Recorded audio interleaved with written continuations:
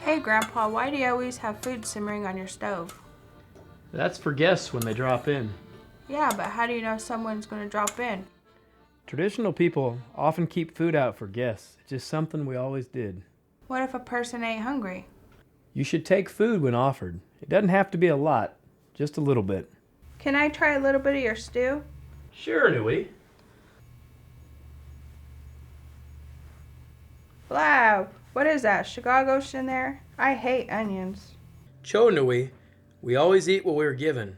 It's disrespectful to that plant or animal, which gave its life so that we could have something to eat. That makes sense. We don't waste. We only take what we need. Aha, Misho. Especially at ceremonies, you want to eat everything.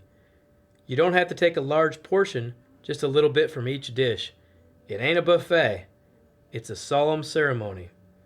Kind of like how we make a spirit plate. Whoa, a what? A spirit plate. During ceremonies when we eat, we take a little bit of food from each dish, a little water and some tobacco, and offer it to the fire. Or if we don't have a fire, we can set it out on the north side of a tree. I usually put the food on a piece of wigwas or birch bark, or a paper plate, then place it in the fire. Why do we do that, Misho? I really didn't ask why when I was a kid, Nui. We just listened to our elders and did what they told us. I heard once that a spirit could come back in with you. It seems like this traditional life involves a lot of giving. What do you mean, Nui? Well, every time you ask something of someone, you have to offer them tobacco. And when you pick plants, you have to put down tobacco. Then it's expected you feed and offer drinks to anyone who stops by. I guess this traditional life can seem pretty demanding on a young kid like yourself. When you grow up this way, it's just the way we do things. Let's listen to some Potawatomi folks talk about this idea of gifting. My great uncle, and he didn't have very much. He would tell a story, but he would put out maybe tea and crackers and some homemade jam, because he'd go down in his little cellar. But you had to eat with him, even if you just ate before you got there. That was his way. You shared something with him. You sat and you ate that while you listened to him. And how many of us do that again today when people come to you? You set out something right away. Sometimes it's not very much, but it's what you have and you share. That's what being Indian is. Not learning, not saying the language all the time, but knowing our customs, knowing how to respect your elder by eating that little cracker, eating that jam. That's what it's about. No matter what home you went into, they always fed you. The other thing is, I sort of kind of keep this up to myself as I used to see my parents when someone come visit, they feed them right away, and no matter what time of the hour of the night that person will come visit, could be midnight, mother right there fed them. There wasn't nothing there, they'd start cooking something for that person. And they wouldn't let that person go until next morning. Here, you stay overnight. You sleep right there. And when that person left, he always had a gift for them, for that person here. And I was wondering, when I asked questions later, what do you do? These things when people come, well, that's that Indian way, so you have to give that. Give something to them before they eat. But see, this is another belief.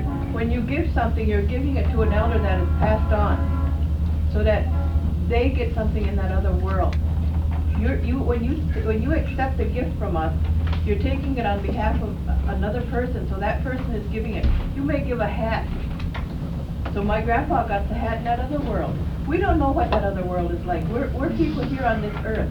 So when you get something, or you use it, one of the other things too, they tell me, it doesn't have to be brand new. Because you take something and you use it for a while and you enjoy it. Give it to another person, let them enjoy it for a while. You pass it on.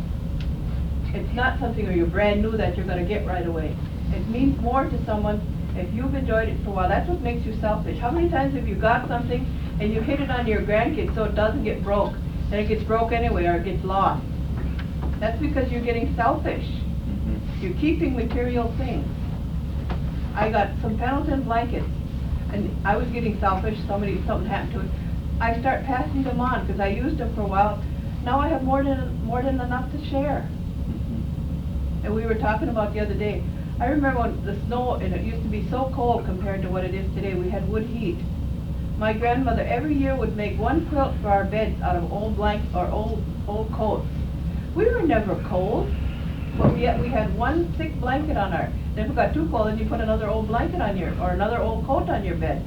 But we were never cold like today. You turn the furnace up to 90, you can't breathe and you're still cold. That's being Indian.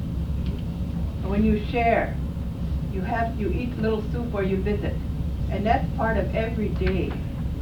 You put your nisama out, put your tobacco down. You thank the Creator for today, no matter if it's raining or it's snowing or if it's hailing, and be glad you're alive. Someone says, how do you feel? Oh, I've had better days, I've had worse days. But be thankful that you're alive for that day and that you can see that sun. Let him carry your message over there. Use Mother Nature, use what was given to us. That's our culture. Respect goes both ways too. When you go to that person's house, I was always taught that when they offer you that food, don't turn that down. Don't ever turn that food down. You're always supposed to take that. But in today's society, we do that. Someone walk in, we'll have that food there, and ask them if they want something to eat. Here, sit down, have something to eat. I'm one that does that. When I go home and someone comes home for lunch with me, here, have something to eat. No, I already ate. It makes me feel kind of bad that I didn't provide for them, or that they can't, that they're maybe turning me down. Maybe something's wrong with my stuff. I don't know. But that's my hospitality. Here, eat something. You come visit with me. Here, I'll feed you. Some of our younger, oh, I don't want that. I don't like that. That's the first thing you hear some of your grandkids and some of your kids say. I don't like that. When we were growing up, we ate what was given to us, and you learned to enjoy everything. They were saying the same thing you talked about, Grandpa. You'll often see giveaways at powwows. So if I go to a powwow, I can pick up some free stuff? Often when something big happens in a person's life, like being asked to be head man dancer at a powwow, or when a person enters the arena in full dance regalia for the first time, they'll have a giveaway. So what do people give away? I would be cool with video games and maybe a gift certificate or two. They say food and shelter, blankets, shawls, baskets of food, and handmade gifts. That's cool, Grandpa. So can a person make a spirit play anytime, or does it have to be a ceremony? Well, oftentimes we'll have a jibakwe, ghost supper, for someone when they have passed on. Sometimes we'll also have a memorial 1 year after the person passes. But you can always put a little tobacco, food, and water down for Ndenwen Maganak, all our relations. Aha, miigwech for the teachings, Mishomis. Anytime, grandson.